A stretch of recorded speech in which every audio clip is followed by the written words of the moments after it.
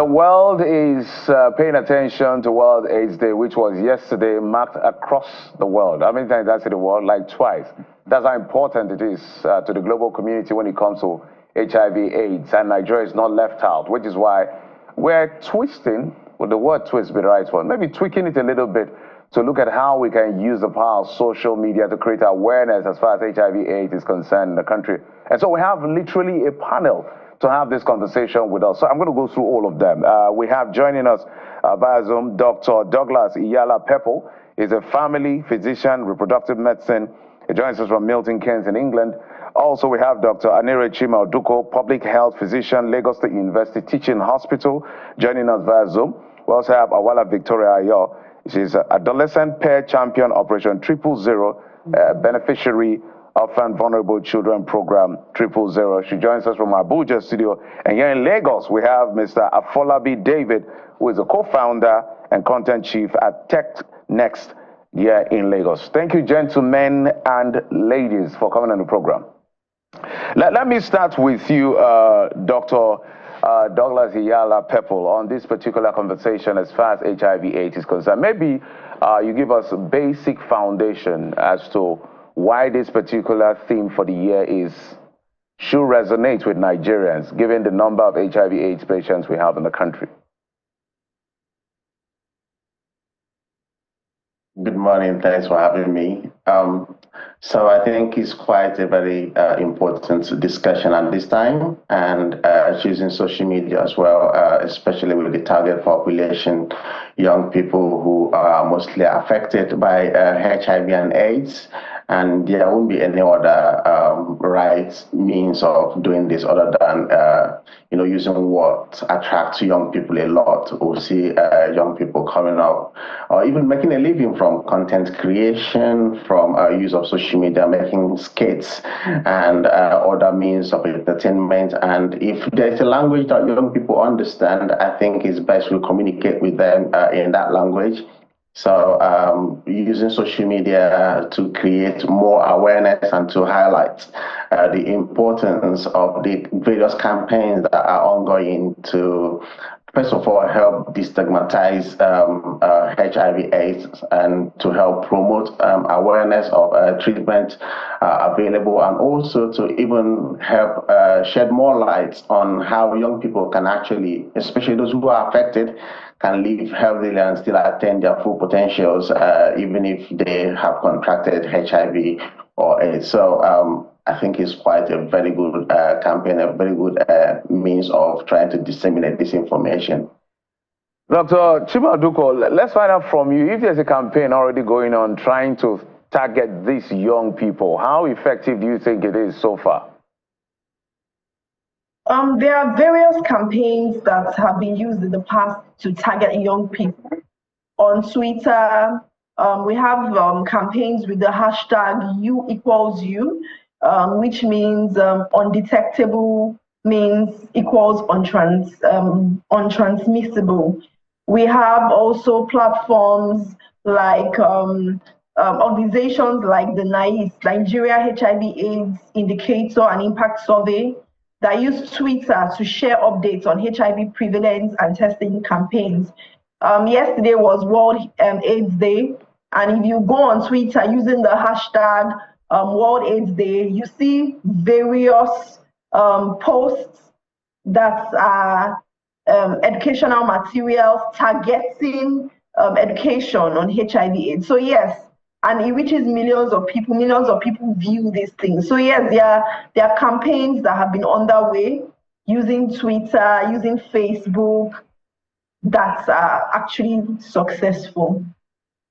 Right, let's go over to our Abuja studio and speak with Awala for a moment here. And Awala, I'm quite interested in your slant or angle to this. Because on the one hand, it's been said that maybe young people spend too much time on social media, right? So this is a platform we're trying to win young people off. Take Australia, for example. There's a new law that says if you're under 16, then you should not have access to social media in that sense. They're trying to phase that out.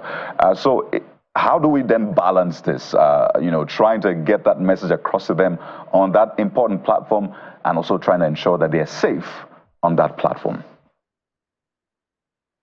Okay, so thank you very much. Social media is a wide platform, it's a powerful tool where you can reach other adolescents and young people. Um, um, I personally, since I am an adolescent peer champion of Operation Triple Zero, we use WhatsApp, we use other social medias in order to communicate with adolescents and young people, basically talking about health, prevention, and how to use self-test kits. And also, we do adolescent counseling. Yes. All right. Thank you very much, Awala. So, David, to you now. And the same question, really. How do we begin to retool social media? Because on the one hand, you have to first check with the health-seeking behavior of people, because whatever you want to give them has to align with at least where they're coming from, so you know where to meet them. Are you meeting them halfway? Are you meeting them where they are, basically? So how is this balance going to work? Same question I put to Awala. A platform we're trying to ensure that young people are safe, trying to limit that so they have access to real life, but it's that same platform we're trying to use to educate them. So first, like Awala said, people are doing some things on social media already. There's a set of awareness that is going on.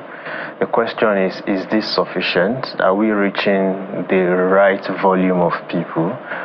So we have influencers with millions of followers, 900,000 followers, 800,000 followers. Do you have these influencers on the train? We have pockets of young people that are sharing content about social HIV, AIDS, health awareness, mental health, but these people are not the popular people. So I tried looking through the space to identify a couple of influencers that I can really call influencers. Maybe if you talk about Chinonso Egemba, Aproko Doctor, Kanaga Jr., the highest volume of influencers for HIV and AIDS that we have in Africa are in South Africa and Kenya.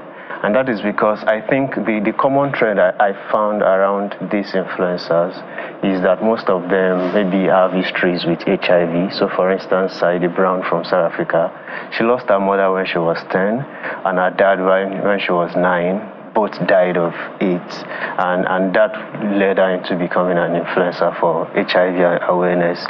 Most Nigerian content creators don't have this personal experience, so they create this content maybe on HIV and AIDS Awareness Day and leave it at that. There is a need for us to have a systemized awareness program where we would find a way to motivate influencers. I know USAID was doing something like this from around 2009 to 2015, but I think the coming of COVID-19 in 2019, 2020 brought up a new focus for most of these agencies. And I'm saying that influencers, yes, can create content once in a while for HIV and AIDS awareness, but for you to make it a consistent stream, there is a need for us to create a system where we're going to motivate influencers to keep on creating this, because except people have personal history with HIV, they might not find a reason to create the content. So the first thing that we need to do is have key players, the government, NACA, Nigeria HIV and AIDS Prevention Center, and USAID, UKID, these agencies that are already playing in this space to come back and reconsider HIV and AIDS as something that is still very serious. Is it still very serious? It is. So data says 2 million infected, about 1.5 or plus already on drugs, yes, would have access to the drug. So I mean, if you had to weigh this against other health issues, would you still call this an emergency? Because a lot of people say, well, been there, done that, we're past AIDS now. So if we weigh it against COVID-19, I think it's insignificant, because when you look at COVID-19, infection rate 700 million, death rate 7 million. But when you talk about HIV and AIDS, as of 2019, we have an infection rate of about 1.5 annually, and the number of deaths have reduced because of the antiretroviral drugs that we have available. But it's still a problem, especially in areas where people don't have access to these drugs. While I was in school, I had a roommate who had access to the drugs because of funding and availability. This is OAU Ife. People have access to it. But when you go to other states like Zamfara and Taraba, where you have high prevalence, Taraba and Benue State especially, people don't have access to it. And a lot of people go about their sexual lifestyle without that knowledge that there is that disease out there, that there is a high chance that you're going to die. It's not like every other thing. So it's still a big problem. Let's take it to the two doctors. I'm going to pose the same question to both of you, Dr. Duko and Dr. Peppo. Let me start with Dr. Duko in Lagos. It appears that we're having, from his submission and what Kyle did it as, more like scare fatigue. Nigerians will tell you we survived the worst. Ebola, we knocked it off. COVID-19. So what's the big deal with HIV? When that mindset is predominant among young people who are just interested in vibes, for those of you who are doctors who see these patients every other day and know the danger involved, how do we now communicate to say, look, it may not be as big as COVID or even Ebola, but something can happen to you that could change the course of your life for the rest of your life? Dr. Duko. Okay. HIV is still a big problem. However, the demographic where it is a problem is changing. Right now, HIV is new infections are found in adolescents and young people, especially females. So new infections, twice as more females are contracting HIV compared to their male counterparts. So it is it's still a problem because it signals that there are inequalities.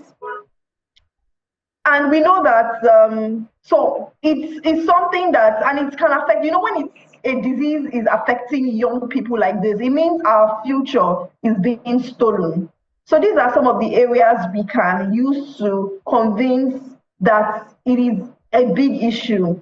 So it's not if it's something that affects old people, which is still bad, okay. But this one is affecting youth, young people who are just about to begin their lives.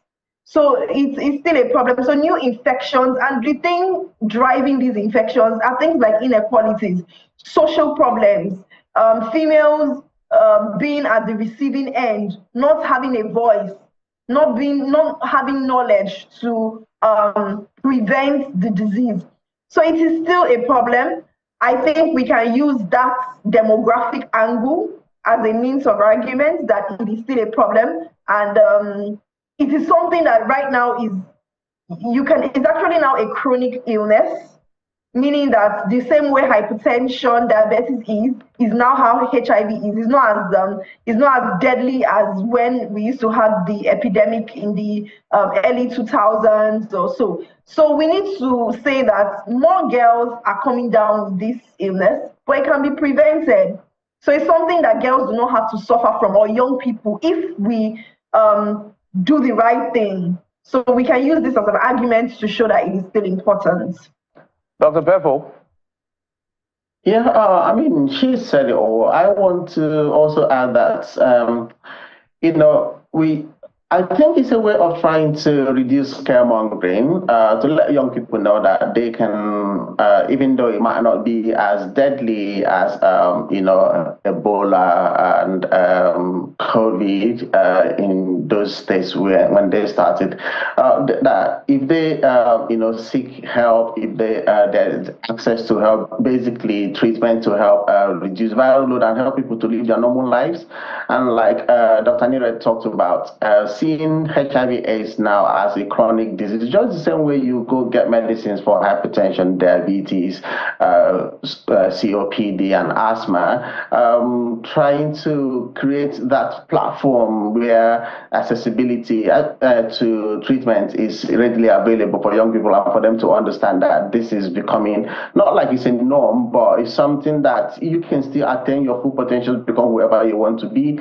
I think so many agencies are doing their best. I know NACA, National Agency for Control of HIV/AIDS, have various campaigns. They have various outlets, the one-stop shop, and all those centers that are locally, strategically positioned where young people can not only to get treatment, but they can get tested. They can also have communications that will help drive this awareness to let people who was hit by this, especially like young people who have a whole lot of life ahead of them, to know that you can still live longer, get your treatment. The essence of the treatment is to help reduce viral load to undetectable limits, so that the risk of opportunistic infections and all those things that can easily tilt you towards the end of the spectrum, which is AIDS, you don't get to that point. So I mean, the demographics have to be well targeted, and it's quite good that this time around the topic on social media is targeting young people who can make the best use out of it. All right, just a moment, Dr. Yalapeple. I'm going to go to Awala very soon. Awala is a young adult living with HIV, so it's important to get your experience, how it's been so far for you, particularly because you're smack in the middle of a demographic being affected the most. But just before that, we need to go on the streets now. We promised earlier on to give our audience a feel of transport this morning, and we have our correspondent, Kelly Egiga, who is in a very busy part of Lagos, Nigeria's commercial capital. That's the Berger area. And he'll be speaking to us about how people are getting access to the BRT, for example. So, Kelly, I imagine it's a busy Monday morning where you're at, but speak to us. What is accessibility like and availability for people who are heading to work or different parts of Lagos at where you are right now? All right, Kayode and Jeff, good morning, and of course, good morning, Lagosians. So we got in here about 10 minutes ago, and we've had to battle with someone who says he's the manager of the BRT park. And so we've been prevented from filming, we've been harassed a few minutes ago, but we have insisted that we have to tell the story of Lagosians who are here, some of them in the sun and in this queue for some hours now, trying to get a particular bus or BRT to their places of work, to the island. So take a look at them, everyone, wherever you're watching from. See the number of persons who are in the sun, because the only shade we can see here for Lagosians who have to go to work on a Monday morning like this is just in front there. It's not enough for these few persons to cover everyone here on this queue this morning. So this is what it looks like. To my left and to my right, you can see that a lot of persons are in the queue. They want to make their way to work, their businesses, their activities, but they have to stay right here like this for maybe 40 minutes, 45 minutes, and just to have access to the BRT. I mean, all credit to the Lagos State government. Yes, we understand there have been efforts to ensure that we have the blue line, the red line. Of course, we do have these buses as well here to ensure a movement. But we're talking more than 21 million Lagosians as at the last count, unofficially though. So it tells you just how the number of persons who need to move, especially on a Monday morning. It's a busy month. It's always a busy day in this part of the continent. As we speak, more persons are coming in, so the numbers on this queue is increasing. I'll try to talk to one or two persons earlier who may be willing to share their views. I'm not sure if you want to, sir. Let's talk to you and just hear a view. What's your name, please? My name is Tunde Akimbo. I'm actually heading to the island. Actually, Lagos State is trying their best, but we need more from them. Sometimes we come here, some people will leave your home early, but by the time you get here, you're spending like 40 minutes, 1 hour and above on the queue. So what's the essence of living? The idea of boarding the BRT bus is to get to your office as early as possible, but sometimes you spend a longer time. So we expect more from them. They're trying, actually, because it reduces the cost of transportation. But then, because the population are more, so there should be more buses. There should be, shed where people can say, when it rains, this place is always horrible. When it rains, it's always horrible. Everybody will be scattered. There's no shade, there's nothing, but they need to do more so that we can enjoy the benefits. Thank you. All right, give me your exact location on the island where you're headed and how much it costs. It's 500 to TBS. So from TBS, I'll get to my office. But at least from here to TBS is 500 naira. All right, thank you so much. Any other person, you want to share your views? You want to?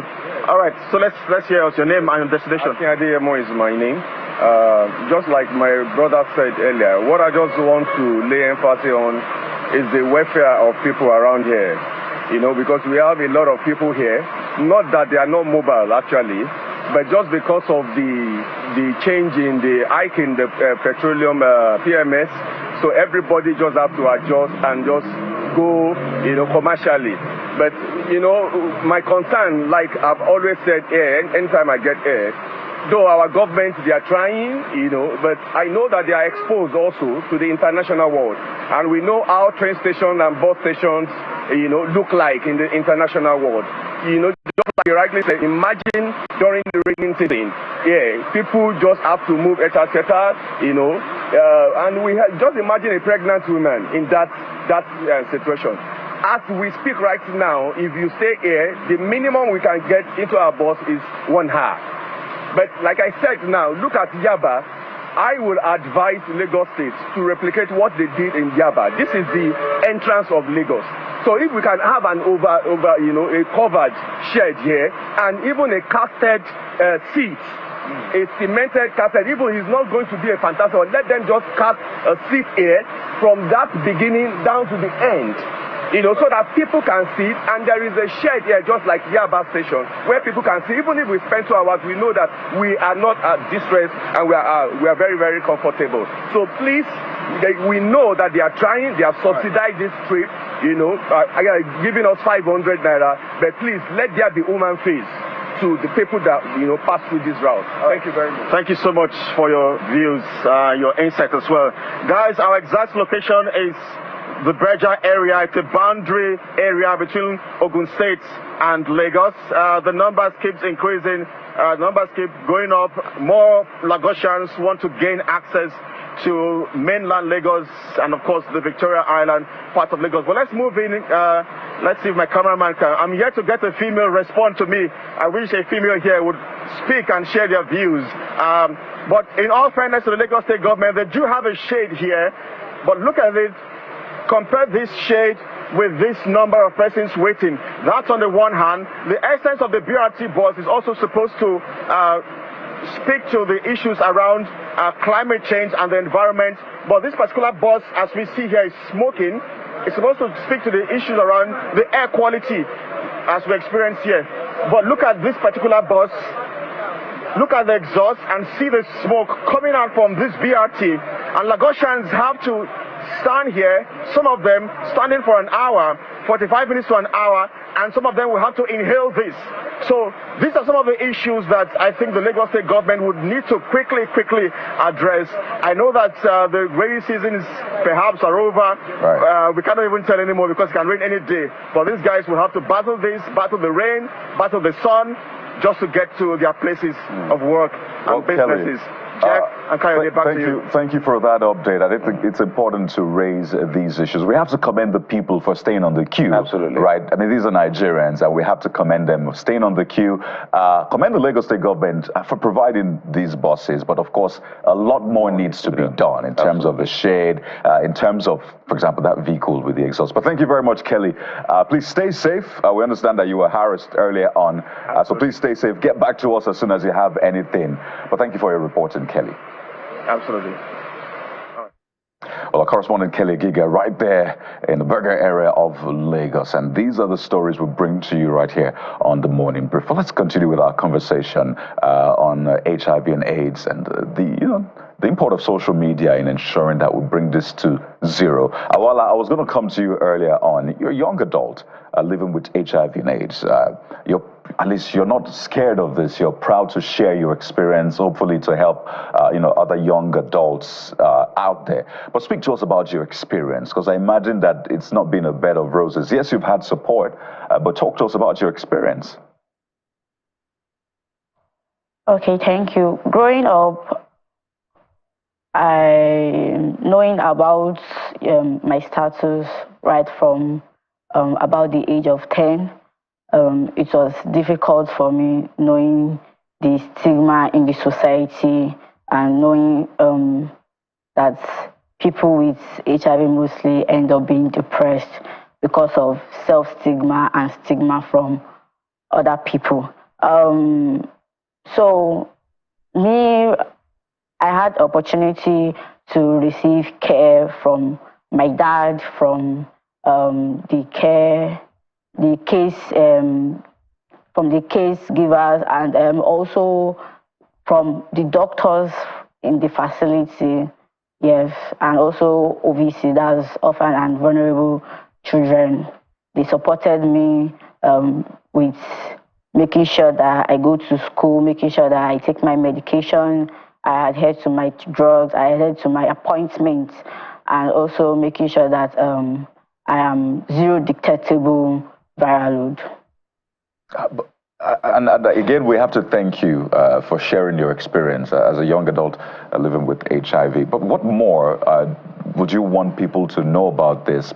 First, in terms of relating with people with HIV, the stigma associated. I imagine things have gotten better, but I mean, what more must we do to ensure that we do right by you and by others as well? Awala. So the society is still, some of them are still yet ignorant about HIV and AIDS, most especially the parents who their kids are also HIV positive. They are scared to reveal to their kids about their status, because I talk to most of the adolescents, and most of them don't even know that they are HIV positive because their parents is scared of telling them about their status. So I feel we should do more on educating the parents, most especially, so they can enlighten the adolescents and young people, and then they can come out with confidence, like me, just like me, and say that, okay, I am HIV positive, and I'm not ashamed of it, and it's not a death sentence. I can live a normal life, a healthy life. Thank you. We must commend you for your bravery, and thank you for sharing your story. And we really do appreciate you. But let's bring it now to Mr. Afalaya. Looking at her, and you are a techie, how do we use stories like this to speak? Because you don't have to speak just to adolescents. To be careful out there, because some of these children got it from their parents. How do we use cases like this to drive the message further home for both adolescents, parents, and every other young person out there? So the simple answer is creating content. Creating content that everyone can understand. Because you'll be surprised about you'll be surprised if I try explaining the impact that social media has on the way people think, the things that they relate with, and how they see the world. I met someone who was a content creator with 4 million followers. She's from South Africa, and she created a dance step, just a simple dance step in her parlor. Thought about it, some movement, created a dance step, and that dance step became something very viral in South Africa. A lot of artists used it in their music, just because someone with 4 million followers created something abstract, right? The impact that we can achieve by creating content around stories like this and sharing it on handles of very powerful influencers is very powerful. But like I said initially, we would not be able to achieve that kind of drive if there is no external motivation. My earliest experience with HIV and AIDS awareness was when I was in secondary school. We had HIV and AIDS club, and that club was sponsored by the United States AID, USAID. We went for outreaches, we had programs with other students across Lagos and all of that. And one of the things that stood out for me was people saw that club as an avenue where they can ask questions that they were not free to ask at home or in the classrooms. Okay. People talked about sexual life experiences. Because we were all going into puberty, people were able to ask questions about their experiences around puberty, wet dreams, and a couple of other funny questions. But we had good mentors who could answer those questions. Nowadays, the avenue for people to get answers to such questions is no longer HIV clubs in school, but the social media space. So we need to invest in groups that can create content that could answer those questions preemptively. So there is a similar group in Kenya called Feminet. Feminet is a group that is targeted at young boys, and they create content with Boys Brigade. There is a group called Boys Brigade. I'm sure we have them in Nigeria. So the effeminate group think about how can we explain this thing to a 5-year-old Boys Brigade person that he can understand. And they create content around sex, sexual experiences, mental health, diseases like HIV and AIDS.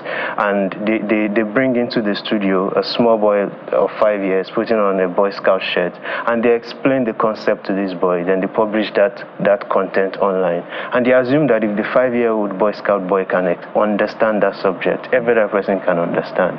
We need that kind of drive in Nigeria, and it would not be organic or spontaneous. We need mentors, investors, right, government stakeholders to invest in that kind of movement.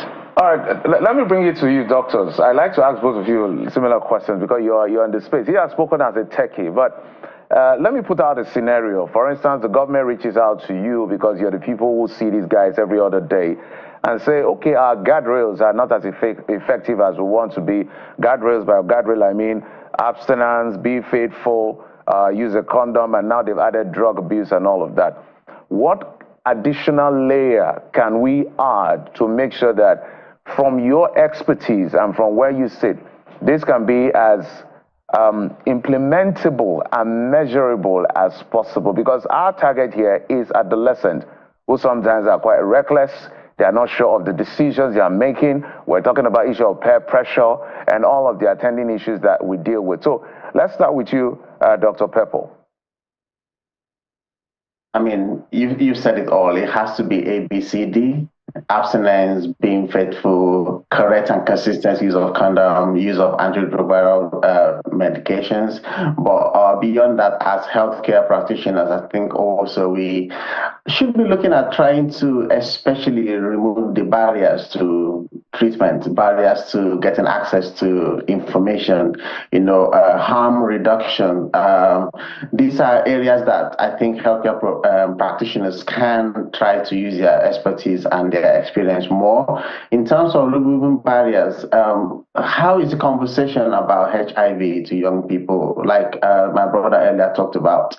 How do we bring it to a place of normalcy, like they feel they can, they feel vulnerable to talk about it and try to destigmatize it. Okay, for instance, when you talk about creating content, how they put adverts of HIV/AIDS with someone who's quite sickly, who looks quite emaciated and all of that. Those are scaremongering pictures to associate this with.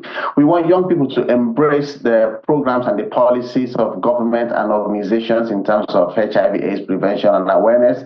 Then you have to put people that look like them or people that they want to aspire, they want to identify with. Put a healthy looking person in your advert. Encourage skit makers to make content that are positive and not negative, not content that will kind of make young people, caricatural content. No, that's not what we want. We want positive, enhancing content that will promote well-being, that will promote wellness, that will empower them and make them feel like, yes, the society has accepted this, and then we might as well try our best to live our full lives with all the resources available. Dr. Zuko, your last thought on this. I asked that question and used the word implementable because when you go across social media, some of the things that drive traffic are things that have to do with sexual exposure. And those things are actually, call it fly on the wall triggers that people may not notice, but it's affecting them to make decisions that will be detrimental to their lives, even for adults, not to talk of adolescents? From my perspective, I think what we can be looking at is engaging health experts to come up with these contents that are targeted at adolescents and young people. It's very important that the content that is shared is evidence-based, is the right thing, because another downside for social media is that wrong information, misinformation can be spread. So it's very important that there should be collaboration. So I like that this panel has someone in the tech space who knows how social media works and how to drive engagement and marketing. So there should be more collaborations with the health experts that know the information, the correct information that we want to be passed out, and how, because there's a message, there's a way you can pass it and it will not be attractive to listen for a young person. It's also important that we explore new strategies like having the Gen Zs or the young people be the drivers of these conversations themselves.